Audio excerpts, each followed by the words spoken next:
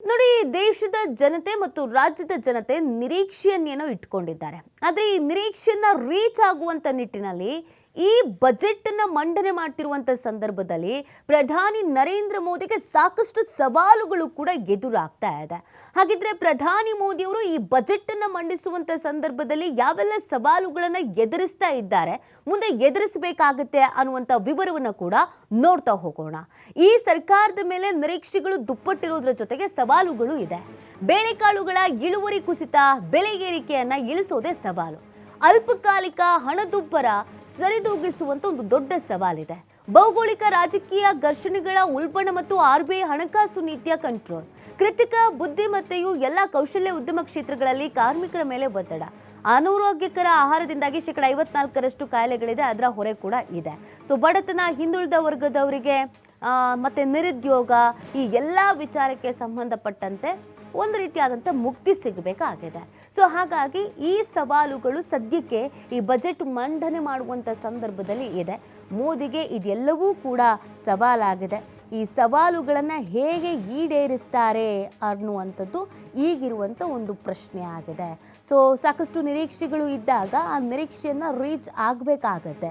So ಆ ನಿರೀಕ್ಷೆಯನ್ನು reach ಆಗೋದಕ್ಕೆ ಯಾವುದೇ ಕಾರ್ಯಕ್ರಮಗಳನ್ನು ತಂದ್ರೂ ಕೂಡ ಒಂದಷ್ಟು ಸವಾಲುಗಳನ್ನು ಕೂಡ ಎದುರಿಸಬೇಕಾಗತ್ತೆ. ಹಾಗಾಗಿ ಈ ಬಾರಿಯೂ ಕೂಡ ಸಾಕಷ್ಟು ಸವಾಲುಗಳು ಪ್ರಧಾನಿ ನರೇಂದ್ರ ಮೋದಿ ಅವರಿಗೆ ಇದೆ. ಈ ಸವಾಲುಗಳನ್ನೆಲ್ಲ ಹೇಗೆ ಕ್ಲಿಯರ್ ಮಾಡ್ಕೊಳ್ತಾರೆ ಅನ್ನೋದು ಕೂಡ ಪ್ರಶ್ನೆ ಆಗ್ತಾ ಇದೆ. ಸೊ ಈ ನಿರೀಕ್ಷೆಗಳ ಜೊತೆಗೆ ಸವಾಲುಗಳನ್ನು ಎದುರಿಸಬೇಕಾದಂಥ ಅನಿವಾರ್ಯತೆ ಪ್ರಧಾನಿ ನರೇಂದ್ರ ಮೋದಿ ಅವರಿಗೆ ಸದ್ಯಕ್ಕೆ ಇದೆ. ಕರ್ನಾಟಕದ ನಿರೀಕ್ಷೆಗಳು ಈಡೇರಬೇಕು, ದೇಶದ ನಿರೀಕ್ಷೆಗಳು ಈಡೇರಬೇಕು, ಎಲ್ಲವನ್ನೂ ಬ್ಯಾಲೆನ್ಸ್ ಮಾಡಬೇಕು, ಹಣದುಬ್ಬರ ಕಂಟ್ರೋಲ್ ಆಗಬೇಕು, GDP ರೇಟು, ಇದೆಲ್ಲವನ್ನು ಕೂಡ ಗಮನದಲ್ಲಿ ಇಟ್ಕೊಂಡು ನಾವು ನೋಡಿದಾಗ ಅನೇಕ ರೀತಿಯಾದಂಥ ಸವಾಲುಗಳು ಸದ್ಯಕ್ಕೆ ಪ್ರಧಾನಿ ನರೇಂದ್ರ ಮೋದಿ ಅವರಿಗೆ ಇದೆ.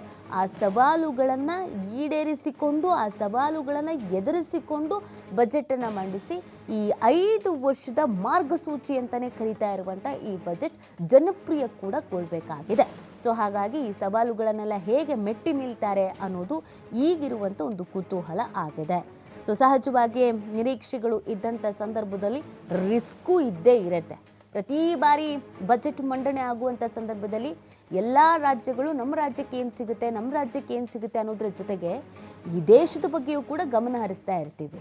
ಒಂದಷ್ಟು ಸಮಸ್ಯೆಗಳನ್ನು ನಾವೀಗ ಎದುರಿಸ್ತಾ ಇದ್ದೀವಿ. RBI ಹಣಕಾಸು ನೀತಿ ಮೇಲೆ ಪ್ರಭಾವ ಬೀರ್ತಾ ಇದೆ ಕೆಲವೊಂದಷ್ಟು ವಿಚಾರಗಳು, ಅದನ್ನು ಕಂಟ್ರೋಲ್ ಮಾಡಬೇಕಾಗತ್ತೆ. ಅದಕ್ಕೆ ಅಂತ ಅನೇಕ ಕಾರ್ಯಕ್ರಮಗಳನ್ನು ಜಾರಿಗೆ ತರಬೇಕಾಗತ್ತೆ. ಹಾಗಾಗಿ ಸವಾಲುಗಳು ಕೂಡ ಇದೆ.